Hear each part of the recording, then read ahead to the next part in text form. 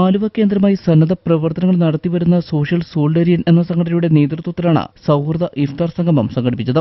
ആലുവ ചൂണ്ടിയിൽ സംഘടിപ്പിച്ച പരിപാടി സ്വാമി ധർമ്മചൈതന്യ ഉദ്ഘാടനം ചെയ്തു. ലോകത്തിന്റെ നാനാഭാഗങ്ങളിൽ പല കാലങ്ങളിൽ ആ നാടുകളിൽ നിന്ന് ബഹിഷ്കൃതരായവരും പുതിയ ആശയങ്ങൾ രൂപീകരിക്കപ്പെട്ടപ്പോൾ അതിൻ്റെ സന്ദേശവുമായി ഇവിടേക്ക് വന്നു ചേർന്നവരും ഒക്കെ അവരവരുടേതായ വലിയ സാംസ്കാരികവും അതുപോലെ ശാസ്ത്രീയവും ഒക്കെയായിട്ടുള്ള ഒട്ടേറെ സംഭാവനകൾ നൽകി വളർത്തിക്കൊണ്ടുവന്ന വലിയൊരു പാരമ്പര്യത്തിൻ്റെ പൈതൃകം നമ്മെ സംബന്ധിച്ച് നമുക്കുണ്ട്.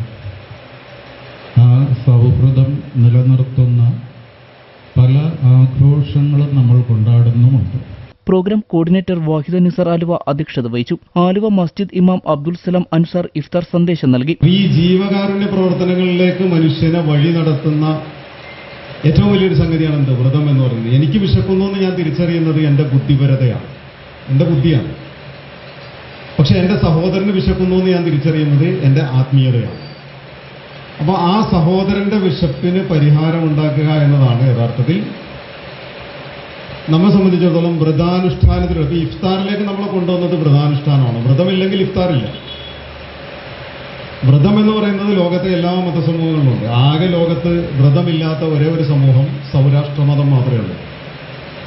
സൗരാഷ്ട്ര മതത്തിൽ വ്രതാനുഷ്ഠാനം, ബാക്കി എല്ലാ മതത്തിലും വ്രതാനുഷ്ഠാനമുണ്ട്. അപ്പം ഈ കാലാന്തരത്തിൽ ഭാഷ രൂപപ്പെട്ട ഈ അറബി ഭാഷയിൽ സൗം എന്ന് പറഞ്ഞാൽ ഞാൻ പറഞ്ഞല്ലോ വ്രതമെടുക്കുക എന്നാണ് അതിൻ്റെ അർത്ഥം.